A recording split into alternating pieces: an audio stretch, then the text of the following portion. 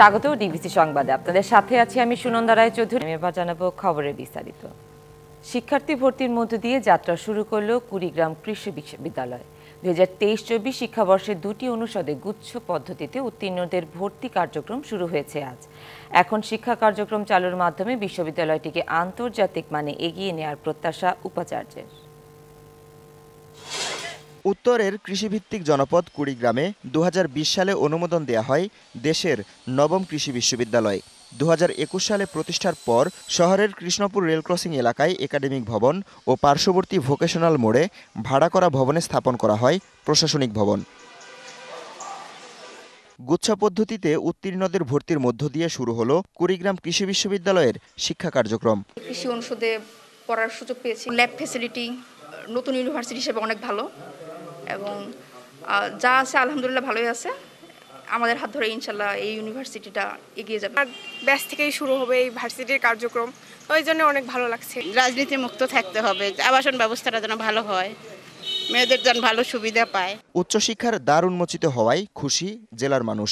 বাবা মা আমাদেরকে দূরে দিতে পারে নাই, আমাদের কুড়িগ্রাম একটা বিশ্ববিদ্যালয় হয়েছে, ছেলে মেয়েদেরকে এখানে ভর্তি করাচ্ছি, আমাদের একটা গর্বের বিষয়। এই বিশ্ববিদ্যালয়ের মাধ্যমে আমরা কুড়িগ্রামকে উন্নয়নের শিখরে উন্নতি করতে পারবো বলে আশা করি। 2023-24 শিক্ষাবর্ষে কৃষি ও মৎস্য অনুষদে ভর্তি করা হবে 80 জন শিক্ষার্থী। পাঠ কার্যক্রম শুরু হবে জানুয়ারির শেষ দিকে। বিশ্বের সাথে তাল মিলিয়ে রিসার্চ এবং একাডেমিক যে বিষয়গুলো সেগুলো এগিয়ে যাতে নিতে পারি সেই চেষ্টা আমাদের থাকবে। ভাড়া ভবনে দুটি অনুষদে শিক্ষা কার্যক্রম শুরু হলেও পর্যায়ক্রমে বাড়ানো হবে অনুষদ। জেলা সদরের নালিয়ার দোয়ায় 250 একর জমিতে হবে স্থায়ী ক্যাম্পাস। DBC news desk. সংকট কাটিয়ে বাংলাদেশের সাথে ইতিবাচক ও পারস্পরিক স্বার্থ সংশ্লিষ্ট সম্পর্ক চায় ভারত। দুই দেশের জনগণের সম্পর্ককে প্রাধান্য দিয়ে আগাবে ঢাকা দিল্লি সম্পর্ক। ব্রিফিংয়ে এসব কথা বলেছেন ভারতের পররাষ্ট্র সচিব বিক্রম মিশ্রি। পরে বাংলাদেশের পররাষ্ট্র সচিব মোহাম্মদ জসিমউদ্দিন ব্রিফিংয়ে জানান, এদেশের অভ্যন্তরীণ বিষয়ে হস্তক্ষেপ না করতে ভারতের প্রতি আহ্বান জানানো হয়েছে। 5ই আগস্টের পট পরিবর্তনের পর থেকে ভারতের সাথে টানাপোড়েন চলছেই বাংলাদেশের। গণমাধ্যমের নানা উস্কানিমূলক মন্তব্য কিংবা ভারতের বিভিন্ন নেতা ও শীর্ষ সরকারি কর্মকর্তাদের মন্তব্য ছিল নেতিবাচক। এছাড়া আগরতলায় সহকারী হাইকমিশনে হামলা ও বাংলাদেশিদের সেদেশে চিকিৎসা কিংবা পর্যটনেও চরম বাধার মুখে পড়তে হচ্ছে। এমন সংকটময় বাস্তবতায় গেল মঙ্গলবার ভারতীয় হাইকমিশনারকে জরুরি তলব করা হয় পররাষ্ট্র মন্ত্রণালয়ে। এর ঠিক 6 দিন পর ঢাকা সফরে আসেন ভারতীয় পররাষ্ট্র সচিব বিক্রম মিশ্রি। সোমবার সকালে রাষ্ট্রীয় অতিথি ভবন পদ্মায় ঘণ্টাব্যাপী বৈঠক হয় দুই পররাষ্ট্র সচিবের। দুপুরে পররাষ্ট্র মন্ত্রণালয়ে পররাষ্ট্র উপদেষ্টার সাথে সৌজন্য সাক্ষাৎ করেন বিক্রম মিশ্রি। পরে ব্রিফিংয়ে বিক্রম মিশ্রি দুই দেশের সম্পর্ক এগিয়ে নেওয়ার কথা জানান। বাংলাদেশের সংখ্যালঘু সম্প্রদায়ের নিরাপত্তা এবং ভারতের সাংস্কৃতিক ও কূটনৈতিক স্থাপনায় হামলা নিয়ে উদ্বেগ রয়েছে ভারতের। তবে এ নিয়ে উদ্যোগ নেবে বাংলাদেশ সরকার, এমনটাই প্রত্যাশা দিল্লির। সংখ্যালঘুদের নিরাপত্তায় উদ্বেগ প্রকাশ করলেও ডক্টর ইউনূস ব্যবস্থা নেবেন বলে আশা তার। I emphasized that India desires a positive, constructive and mutually beneficial relationship. সংকট কাটিয়ে সম্পর্ক এগিয়ে নিতে ইতিবাচক দুদেশ। ভারত অর্থনৈতিক, সামাজিক ও রাজনৈতিক সম্পর্ক আরও জোরদার করতে চায়। As a people-centric and people-oriented relationship. পরে ব্রিফিংয়ে বাংলাদেশের পররাষ্ট্র সচিব বলেন, এদেশের অভ্যন্তরীণ বিষয়ে ভারতকে নাক না গলানোর আহ্বান জানানো হয়েছে। ভারতের পররাষ্ট্র সচিব বাংলাদেশের অন্তর্বর্তীকালীন সরকারের সাথে একযোগে কাজ করার বিষয়ে ভারত সরকারের দৃঢ় প্রত্যয় ব্যক্ত করেন। প্রাক্তন প্রধানমন্ত্রী তিনি ভারতে বসে যে সমস্ত বক্তব্য দিচ্ছেন সেটা আমাদের পছন্দ হচ্ছে না। তাদেরকে আমরা বলেছি এটা পছন্দ করছি, এটা তাকে যাতে জানানো হয়। এর আগে টেলিফোনে কথা বলেন দুই সরকার প্রধান। এ সময় ভারতে অনুষ্ঠেয় গ্লোবাল সামিটে যোগদানের আমন্ত্রণ জানান নরেন্দ্র মোদী। আমন্ত্রণ গ্রহণ করেছেন doctor Yunus. Bijan Kumar Das, DBC news, Dhaka. দুই দেশের সম্পর্কে যে মেঘ জমেছে সেটি দূর করতে ভারত আগ্রহী বলে জানিয়েছেন দেশটির পররাষ্ট্র সচিব। সোমবার সন্ধ্যায় প্রধান উপদেষ্টার সাথে সৌজন্য সাক্ষাৎ করেন ভারতের পররাষ্ট্র সচিব। পরে ব্রিফিংয়ে ভারতের পররাষ্ট্র সচিবের বক্তব্য এবং এর পরিপ্রেক্ষিতে বাংলাদেশ সরকারের অবস্থান তুলে ধরেন পরিবেশ, বন ও জলবায়ু পরিবর্তন বিষয়ক উপদেষ্টা সৈয়দা রিজওয়ানা হাসান। বিভিন্ন কারণে যে আমাদের সম্পর্কের মধ্যে একটা মেঘ এসছে, এই মেঘটা দূর করতে হবে এবং এই মেঘটা আমরাও বলেছি দূর করতে হবে, তারাও বলেছেন দূর করতে হবে এবং আমরা একই সাথে তারা এবং আমরা একমত হয়েছি যে আমাদের পারস্পরিক স্বার্থ সংশ্লিষ্ট আরও অনেক বিষয় আছে, যেমন জলবায়ু পরিবর্তন, সেগুলো আমাদের একসাথে কাজ করার অনেক সুযোগ রয়েছে। যে আমাদের নির্বাচন অবশ্যই ফ্রি হবে, আমাদের নির্বাচন অবশ্যই ফেয়ার হবে এবং একটা গণতান্ত্রিক দেশের দিকে যাত্রা শুরু করার জন্য বর্তমান সরকার বদ্ধপরিকর। সংস্কার ও নির্বাচনী প্রক্রিয়া নিয়ে চলতি মাসের শেষের দিকে ঘোষণার ইঙ্গিত দিয়েছেন প্রধান উপদেষ্টা ডক্টর মোহাম্মদ ইউনূস। ইউরোপীয় দেশগুলোর রাষ্ট্রদূতের সাথে মত বিনিময় সভায় বাংলাদেশকে রাজনৈতিক, অর্থনৈতিক ও নৈতিক সমর্থন দেওয়ার কথা জানায় ইইউ। আর ভিসা সেন্টারে দিল্লি থেকে সরিয়ে ঢাকায় অথবা প্রতিবেশী কোনো দেশে স্থানান্তরের অনুরোধ করেন প্রধান উপদেষ্টা। বাংলাদেশ নিয়ে অপপ্রচার ঠেকাতে সহযোগিতাও চান তিনি। সোমবার দুপুরে অন্তর্বর্তী সরকারের প্রধান উপদেষ্টা ডক্টর মোহাম্মদ ইউনূসের সঙ্গে তার কার্যালয়ে বৈঠক করেন ইউরোপীয় ইউনিয়নের কূটনীতিকরা। 19 সদস্যের প্রতিনিধি দলের নেতৃত্ব দেন বাংলাদেশে ইউরোপীয় ইউনিয়নের head of delegation Michael Miller. প্রায় 2.5 ঘন্টার বৈঠকে মতামত তুলে ধরেন 15 জন প্রতিনিধি। শ্রম অধিকার, বাণিজ্য সুবিধা, জলবায়ু পরিবর্তন, মানবাধিকার, international crime tribunal act, Rohingya প্রত্যাবাসন ও টেকসই ভবিষ্যৎ নির্মাণে অঙ্গীকার ও করণীয় সম্পর্কে আলোচনা হয় বৈঠকে। এ সময় ইউরোপীয় ইউনিয়নভুক্ত দেশগুলোর ভিসা সেন্টার স্থানান্তরের অনুরোধ জানান প্রধান উপদেষ্টা। বাংলাদেশিদের জন্য ভিসা সেন্টার দিল্লি থেকে সরিয়ে ঢাকায় আনার জন্য অনুরোধ করছি। বাংলাদেশ নিয়ে অপতথ্য ছড়ানোর অভিযোগ করে তথ্য বিভ্রান্তি ঠেকাতে সহযোগিতা চান ডক্টর ইউনূস। বাংলাদেশ সম্পর্কে ব্যাপক আকারে অপতথ্য ছড়ানো হচ্ছে। এই মিস ইনফরমেশন ঠেকাতে আপনাদের সহযোগিতা কামনা করছি।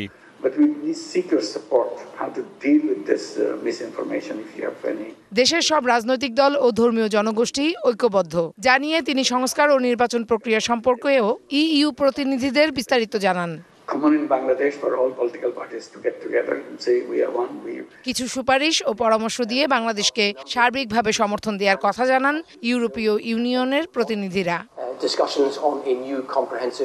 সংস্কার প্রক্রিয়ায় প্রধান উপদেষ্টাকে পূর্ণ সমর্থন দিতে চায়। এছাড়া প্রয়োজনীয় পরামর্শ ও সুপারিশ দিয়ে নতুন বাংলাদেশ গড়ার লক্ষ্যে বাংলাদেশের পাশে থাকার প্রতিশ্রুতিবদ্ধ আমরা। Farhana Juthi, DBC news, Dhaka. 3-4 মাসের মধ্যে সংস্কার করে নির্বাচন দেওয়ার দাবি জানিয়েছে বিএনপি। তথ্য প্রযুক্তির উৎকর্ষের যুগে ভোটার তালিকা হালনাগাদে এখন বাড়ি বাড়ি যাওয়ার প্রয়োজন নেই বলেও মনে করেন দলটির শীর্ষ নেতারা। বিকেলে বিএনপি চেয়ারপারসনের রাজনৈতিক কার্যালয়ে সংবাদ সম্মেলনে এসব কথা বলেন কেন্দ্রীয় নেতারা। গুলশানে চেয়ারপারসনের রাজনৈতিক কার্যালয়ে সংবিধান ও নির্বাচন কমিশন সংস্কার নিয়ে বিএনপির সংবাদ সম্মেলন উত্থাপন করেন স্থায়ী কমিটির সদস্য ডক্টর আব্দুল মঈন খান। বিরোধিতা করেন বাড়ি বাড়ি গিয়ে ভোটার তালিকা হালনাগাদের।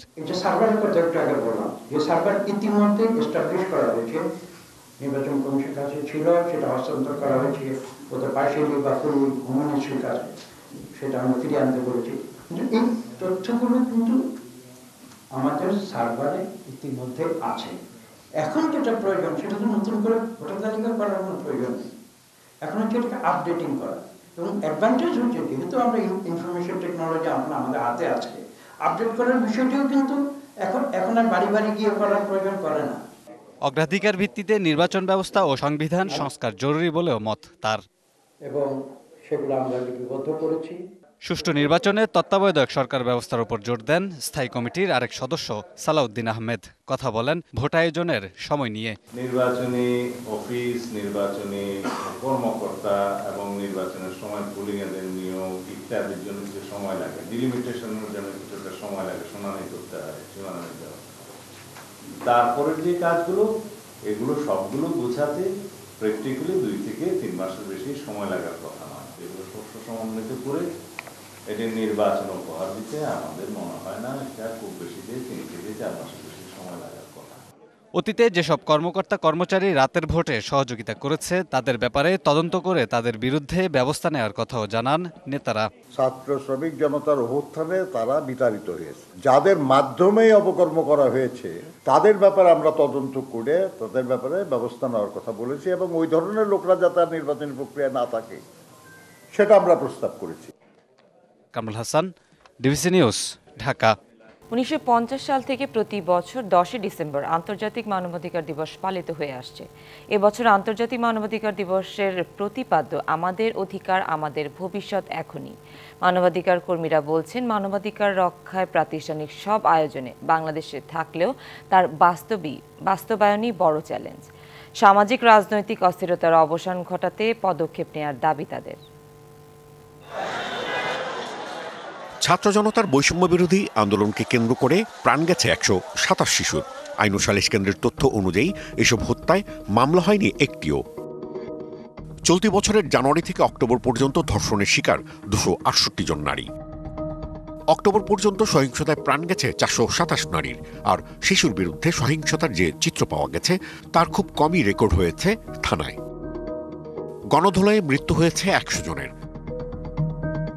আর জেল হেফাজতে মারা গেছে 59 জন। রাজনৈতিক সহিংসতায় 75 জন নিহত এবং প্রায় 5000 আহতের পরিসংখ্যান মিলেছে আইন ও সালিশ কেন্দ্র থেকে। আইন শৃঙ্খলা বাহিনী, আওয়ামী লীগ এবং তার সহযোগী সংগঠনের সাথে জড়িত ব্যক্তিদের হাতে সাংবাদিক হয়রানির ঘটনাও ছিল উল্লেখযোগ্য। বৈষম্য বিরোধী আন্দোলনের পর সাংবাদিকরা হত্যা মামলায় আসামি হওয়ার ঘটনা ঘটেছে 126টি। যারা মানবাধিকার নিয়ে কাজ করেন তারা বলছেন, বৈষম্যহীনতা, ন্যায্যতা ও বাক স্বাধীনতার দাবিতেই গণ অভ্যুত্থান হয়েছে। তাই মানবাধিকার দিবসটি হওয়া উচিত ছিল অন্যান্য গুরুত্বপূর্ণ দিবসগুলির মধ্যে একটি।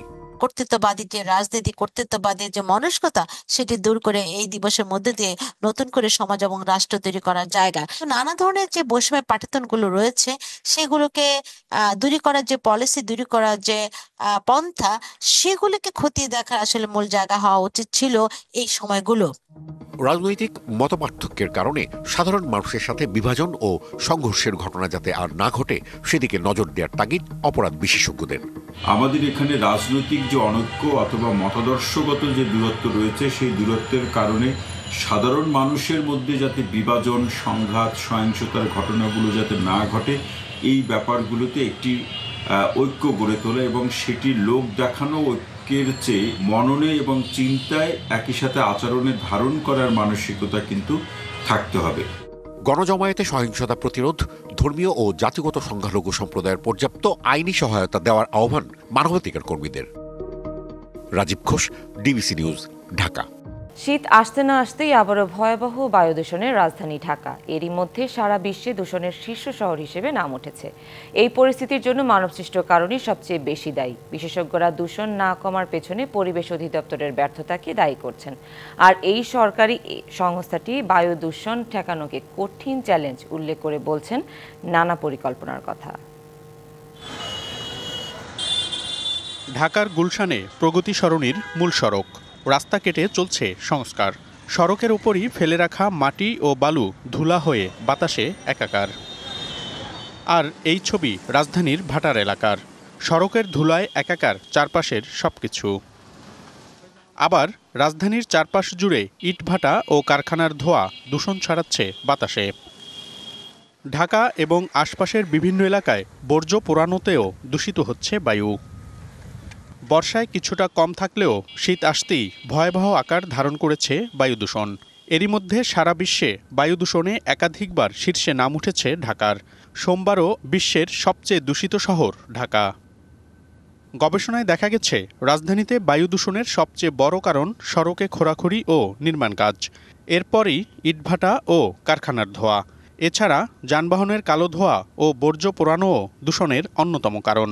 নির্মাণ কাজ থেকে অথবা রাস্তার বিভিন্ন সংস্কার বা খোঁড়াখুড়ি থেকে যে উৎসটি, সেটি এখন বায়ু দূষণের 1 নম্বর উৎস হয়ে গেছে। দ্বিতীয়তে যেই উৎসটি, যেটি আগে 1 নম্বরে ছিল, সেটি হলো শিল্প কারখানা এবং ইটের ভাটা থেকে যে দূষণ। পরিবেশ নিয়ন্ত্রণের জন্য যেই সংস্থাগুলো রয়েছে তাদের চোখের কাছেই কিন্তু এই দূষণগুলো হচ্ছে, কিন্তু আমরা কার্যকর ব্যবস্থা নিতে দেখি না। বায়ু দূষণ ঠেকাতে নানা পদক্ষেপ নেয়ার কথা বললেও সবার সচেতনতার উপর তাগিদ পরিবেশ অধিদপ্তরের। বায়ু দূষণের উৎসটা এত ব্যাপক এবং এত জটিল যে এটাকে আসলে উন্নতি দেখানো খুব কঠিন একটা কাজ। আমাদের জাতীয় বায়ুমান ব্যবস্থাপনা পরিকল্পনা, একটা কম্প্রিহেন্সিভ পরিকল্পনা লঞ্চ করা হয়েছে। টার্গেটটা হলো 2030-এর মধ্যে সকল কার্যক্রম যদি বাস্তবায়ন করা যায়, বর্তমানে যে আমাদের ঢাকার যে অ্যাভারেজ পলিউশন, এয়ার পলিউশন, তার চেয়ে আমরা 30 মাইক্রোগ্রাম PM 2.5 পলিউশন কমাবো।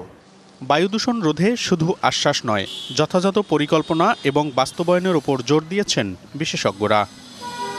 মনিরুল সোহাগ, ডিবিসি নিউজ, ঢাকা।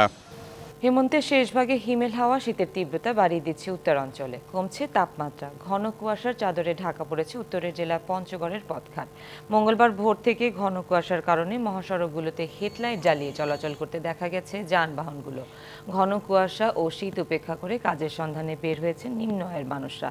এদিকে আজ ঢাকা, রাজশাহী, ময়মনসিংহ, খুলনা ও সিলেট বিভাগের 2-1 জায়গায় হালকা বা গুড়ি গুড়ি বৃষ্টির সম্ভাবনা রয়েছে। অস্থায়ীভাবে আংশিক মেঘলা আকাশ সহ সারা দেশের আবহাওয়া প্রধানত শুষ্ক থাকতে পারে। সারা দেশে রাতের তাপমাত্রা সামান্য বৃষ্টি পেতে পারে এবং দিনের তাপমাত্রা হ্রাস পেতে পারে।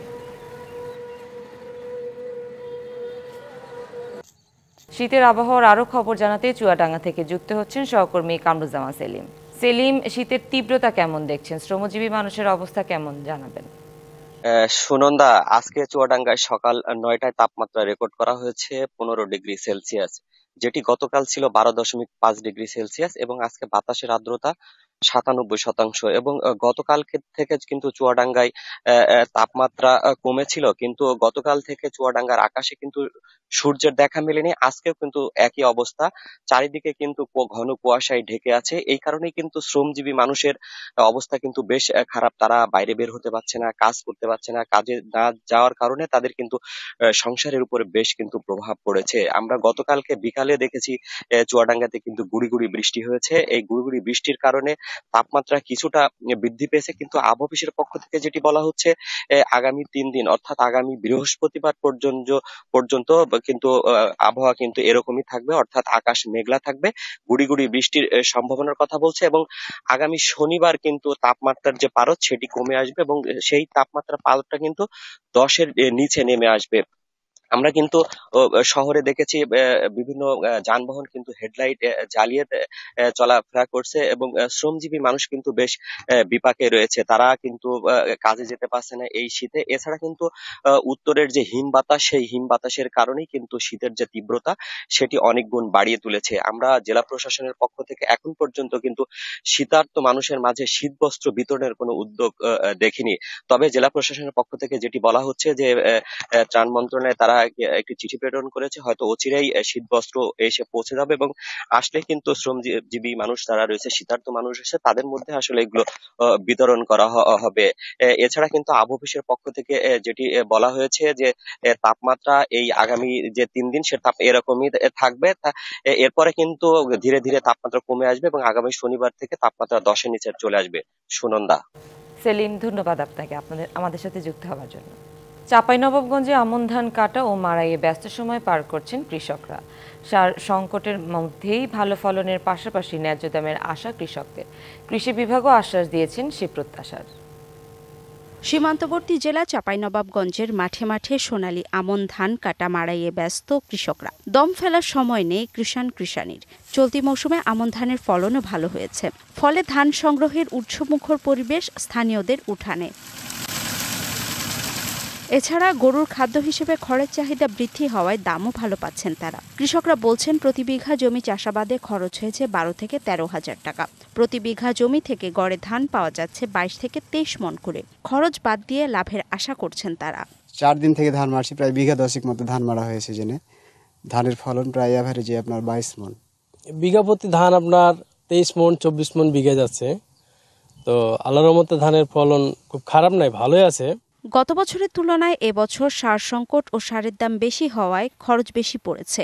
সেই তুলনায় ধানের ন্যায্য দাম না পেলে লোকসানের আশঙ্কা তাদের। বর্তমানে বীজের খরচটা অনেক বেশি, যেটা সরকার আমাদের দিকে বলেই ঠিকই কি যে কৃষকের সহযোগিতা করি, কিন্তু আমাদের কোনো সহযোগিতা আমরা কোনোটা পাচ্ছি না। তাহলে কি সরকার যদি বছরে বছর এরকম করে যদি দাম দর বাড়ায় সাহার টাহারের, তাহলে জমি জমা ছেড়ে দিতে হবে, করতে হবে না। তাহলে দামটা কমলে জমি জমা করে লাভ আছে। সময় মতো সার, পানি ও আধুনিক জাত চাষাবাদে ভালো ফলন ও ধানের ন্যায্য দাম পাবার আশ্বাস কৃষি কর্মকর্তার। সময় মতন সার, সেচ, বিদ্যুতের সহায়তা এগুলো ছিল। প্রত্যেকটা জমিতেই এবার রোগ এবং পোকারও আক্রমণ কম ছিল। কৃষকরা অনেক খুশি। জেলায় এবছর আমনের লক্ষ্যমাত্রা ধরা হয়েছিল ৫৩,৯৫০ হেক্টর। ধান চাষ হয়েছে ৫৪,৪১৫ হেক্টর জমিতে। DBC news desk. বাগেরহাটের জেলা জুড়ে শুরু হয়েছে সোনালী ফসল আমন ধান তোলার উৎসব। জেলা জুড়ে পাকা ধানের মৌ মৌ ঘ্রাণ। চলছে ধান কাটা উৎসব। ভোর হতেই মাঠে মাঠে ছুটছেন কৃষক। দিনভর চলছে ধান কাটার কাজ। কেউ কাটছে ধান, আবার কেউ আটি বেঁধে বাড়িতে নেয়ার কাজে ব্যস্ত সময় পার করছেন। এবছর ধানের ভালো ফলনে কৃষকের মুখে হাসি ফুটেছে। বাগেরহাটের মাঠ জুড়ে সোনালী ধানের সমারোহ। এবছর জেলায় ৭৩,২৩৪ হেক্টর জমিতে রোপা আমনের আবাদ হয়েছে। এই চাল জেলার চাহিদা মিটিয়ে দেশের বিভিন্ন স্থানে চলে যায়। আমনের ভালো ফলনে কৃষকের ঘরে ঘরে বইছে উৎসবের আমেজ। চলতি সপ্তাহে শুরু হয়েছে ধান কাটা। বাজারে দামও পাচ্ছেন ভালো। ভালোই হয়েছে, যা হয়েছে ধান এবার বছর কাটে নিয়ে ধান তো যাক ভালোই হয়েছে। 1 বিঘে জমিতে এগ্রো ধান চাষ করছি, এবার ফলন মোটামুটি হয়েছে, আগামীতেও চাষ করব। বড় ধরনের প্রাকৃতিক দুর্যোগ না এলে ফসল ঘরে তুলতে সমস্যা হবে না বলে জানায় কৃষি সম্প্রসারণ অধিদপ্তর। আমাদের বাগেরহাট জেলায় এবার আমন ৭৩,২34 হেক্টরে আবাদ হয়েছে এবং ফসলের অবস্থা খুব ভালো আছে।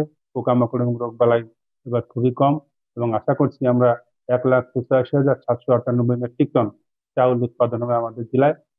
চলতি মৌসুমে বাগেরহাটে ১,৮৫,৭৯৮ মেট্রিক টন চাল উৎপাদন হবে বলে আশা করছেন সংশ্লিষ্টরা। DBC news desk. পঞ্চগড়ের অর্ধশতাধিক শিক্ষা প্রতিষ্ঠানের ওয়াশ ব্লকের কাজ ফেলে দিয়ে উধাও ঠিকাদার। ১.৫ বছর ধরে ঝুলে আছে কাজ। বিদ্যালয়ের ভবনের সামনে ও বিদ্যালয় চত্বরে ফেলে রাখা হয়েছে নির্মাণ সামগ্রী।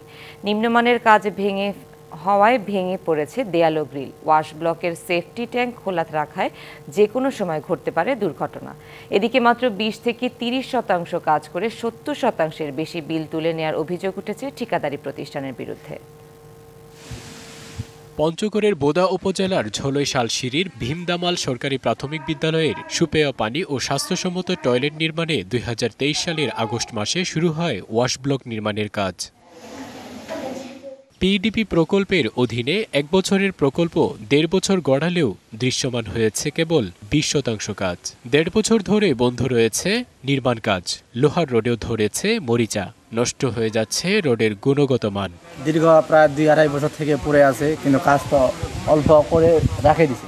একই চিত্র উপজেলার বানিয়াপাড়া, মান্নাপাড়া, বোদা উপজেলার নবাবগঞ্জ ও যোধমনিরাম প্রাথমিক বিদ্যালয়ের। বাইরের দেয়াল প্লাস্টার করা হলেও ভেতরে কোনো কাজ করা হয়নি। সেপটিক ট্যাঙ্কটিও খোলা রাখা হয়েছে। খেলাধুলা করতে যে হঠাৎ যদি কোনো বাচ্চা পড়ে যায়, তখন বিদ্যালয় কর্তৃপক্ষকে দায়িত্ব নিতে হয়। ওই পাশে বাথরুম আছে, যাইতে সমস্যা হয়, ওই জন্য এই পাশে অনেক দিন ধরে ঠিক করতেছে, ঠিক করাই শেষ হয় না। কাজ শেষের সময়সীমা পেরিয়ে গেলেও কাজ করার তেমন কোনো তৎপরতা নেই ঠিকাদার ও সংশ্লিষ্ট কর্তৃপক্ষের। এরই মধ্যে ৭০%-এর বেশি টাকা তুলে নিয়েছে ঠিকাদারি প্রতিষ্ঠান নন্দন প্রেস। ঠিকাদারকে টাকা তুলতে সহযোগিতার বিষয়টি অস্বীকার করছেন উপসহকারী প্রকৌশলী। বিল যেটা সেটা তোমার শাসন বললো যে এখন সে অলরেডি আমাদের কাছে ১ কোটি টাকার উপর পাওনা আছে তার আমাদের কাছে। আমাদের ফান্ডের সংকটের কারণে তাকে টাকা দেওয়া হবে না, দেওয়া যাচ্ছে না ফান্ড। এদিকে ঠিকাদারের দাবি টাকা না পাওয়ায় কাজ বন্ধ আছে। ফাইনাল করছি একটা প্যাকেজ হলো জুন মাসে, এখন পর্যন্ত ফাইনাল বিল হয় নাই, দিতে পারে নাই। একটা ফাইনাল করছি জুলাই মাসে, টাকা পাওনা আছে ৬৭ লক্ষ টাকা। জানুয়ারির মধ্যে কাজ শেষ করার আশ্বাস জনস্বাস্থ্য নির্বাহী প্রকৌশলীর। আমাদের কাজগুলো আমরা দ্রুত শেষ করার জন্য চেষ্টা করছি। আমাদের প্রজেক্ট অফিসের সাথে কথা বলা আছে যে আগামী জানুয়ারির মধ্যে কাজগুলো আমাদেরকে শেষ করতে হবে। পিডিবি প্রকল্পের অধীন জেলায় ৪৮৭টি শিক্ষা প্রতিষ্ঠানে ওয়াশ ব্লক নির্মাণের কাজ শুরু হলেও এখন পর্যন্ত কাজ শেষ হয়েছে ৩৭৬টি।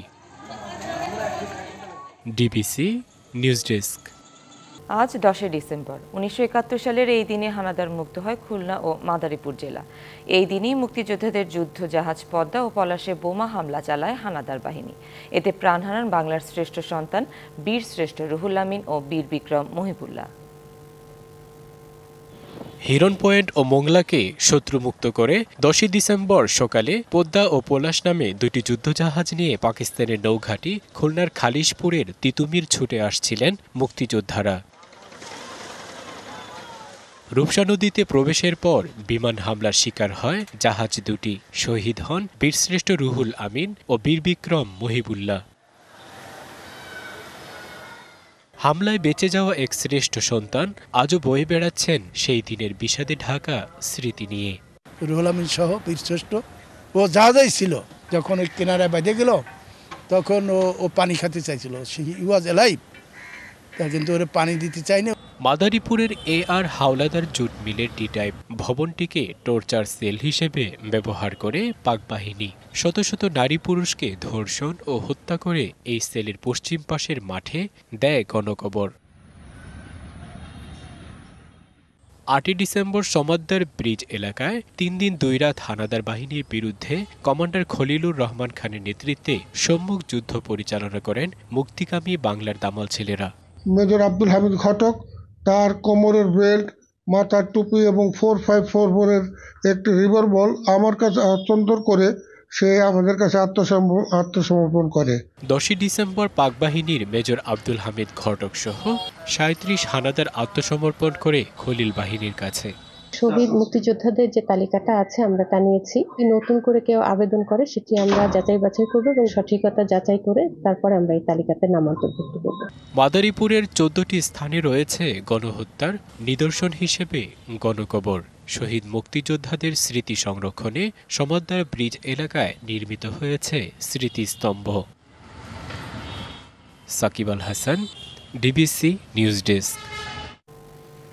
স্বদেশপ্রেম, মুক্তিযুদ্ধের চেতনা ও মুক্তিযোদ্ধাদের আর্থ-সামাজিক উন্নয়নের উদ্দেশ্যে দিনাজপুরে 14টি মুক্তিযোদ্ধা কমপ্লেক্স নির্মাণ করা হলেও বাস্তবে তার কোনোটিই হয়নি। অনেক ভবন ব্যবহারই করতে পারেনি মুক্তিযোদ্ধারা, আবার কোনোটি পরিণত হয়েছে মাদকের আখড়ায়। বিগত সরকার নিজেদের লোকদের পুনর্বাসিত করতে বিপুল খরচে অপরিকল্পিত ভবন নির্মাণ করেছে বলে অভিযোগ মুক্তিযোদ্ধাদের।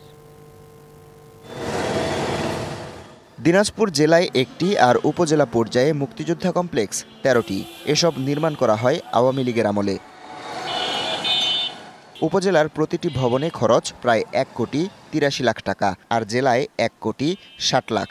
2022 সালে সদর উপজেলার এই ভবনটি উদ্বোধনের পর আর তালা খোলা হয়নি। 6টা বাড়ি ছিল, এখানে বাড়িগুলো উঠাই দিয়ে তো এই মুক্তিযোদ্ধা কমপ্লেক্সটা করছে, অথচ এটা ব্যবহার হচ্ছে না। তাইলে ওই ভূমিহীন লোকগুলোর জন্য সমস্যা হয়েছে না, তাদের বাড়ি ঘরের জন্য সমস্যা হয়েছে না। উদ্বোধন করার পর থেকে এখন পর্যন্ত কেউ আসেও নেই, এটা খুলেও দেখে নাই।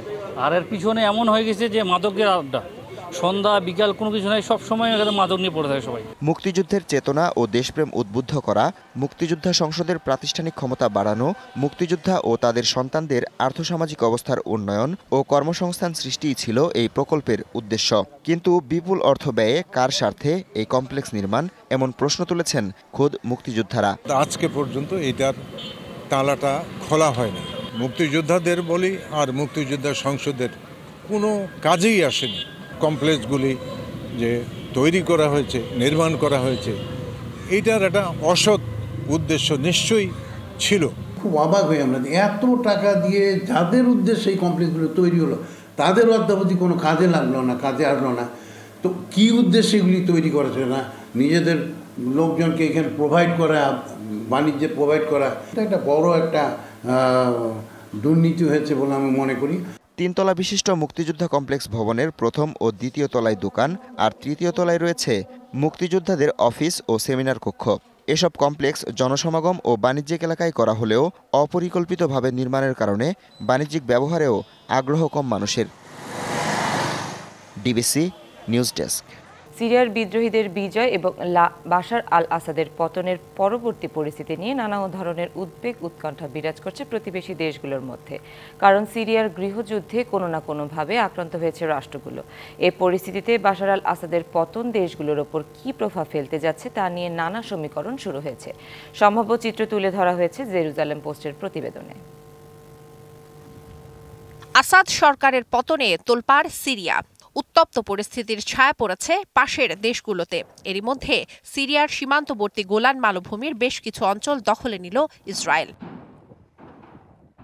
আসাদের পতন সবচেয়ে বেশি প্রভাব ফেলবে ইসরায়েলে। 1967 সালের যুদ্ধ এবং পরবর্তীকালে আরব ইসরায়েল যুদ্ধে গোলান মালভূমির অধিকাংশই সিরিয়ার থেকে দখলে নেয় ইহুদি অধ্যুষিত রাষ্ট্রটি। এই সুযোগে দখলের মাত্রা বাড়াতে থাকবে ইসরায়েল। তাই ইসরায়েলের হামলায় ব্যাপক ক্ষয়ক্ষতির মধ্যেই সিরিয়ার বাশার আল আসাদের পতনের বিষয়টি মেনে নেওয়া ইরানের জন্য বেশ কঠিন। এই পরিস্থিতিতে ইরান তাদের পরমাণু কর্মসূচিকে এগিয়ে নেবে নাকি পরমাণু কর্মসূচি বাদ দিয়ে নবনির্বাচিত মার্কিন প্রেসিডেন্ট ডোনাল্ড ট্রাম্পের সাথে একটি চুক্তিতে পৌঁছাবে সে সিদ্ধান্ত নিতে হবে দ্রুত। আসাদের পতনের পর তার ঘনিষ্ঠ মিত্র লেবাননের সশস্ত্র গোষ্ঠী হেজবুল্লাহর ভবিষ্যৎ নিয়েও দেখা দিয়েছে শঙ্কা। হেজবুল্লাহ লেবানন থেকে বাশার আল আসাদের পক্ষে তৎপরতা চালালে বাশার বিরোধী টার্গেটে পরিণত হওয়ার শঙ্কা রয়েছে। আসাদের পতনে জর্ডানের বাদশাহ আবদুল্লাহর ক্ষমতার মসনদও ঝুঁকির মুখে পড়েছে। সিরিয়ার অস্থিরতা জর্ডানকে আন্দোলিত করলে দেশটির বর্তমান হাশেমি শাসকদের বিরুদ্ধে বিভিন্ন গোষ্ঠীর অসন্তোষ যে কোনো সময় বিস্ফোরিত হতে পারে বলে শঙ্কা করা হচ্ছে। অন্যদিকে আসাদ পরবর্তী সিরিয়ার পরিস্থিতিতে সৌদি আরবের তেমন কোনো ভূমিকা রাখার সুযোগ নেই। তবে সিরিয়ার বাশার বিরোধী সুন্নি সশস্ত্র গোষ্ঠীগুলো সিরিয়ার প্রতিবেশী দেশগুলোর দিকেও নজর দিতে পারে। এতে সৌদি আরব সহ পুরো মধ্যপ্রাচ্য অস্থিতিশীল হয়ে পড়তে পারে। শোভন শাহমিন দিশা, ডিবিসি নিউজ ডেস্ক। সিরিয়ায় মোহাম্মদ আল বশিরকে অন্তর্বর্তীকালীন সরকারের প্রধান হিসেবে নিয়োগ করল বিদ্রোহীরা।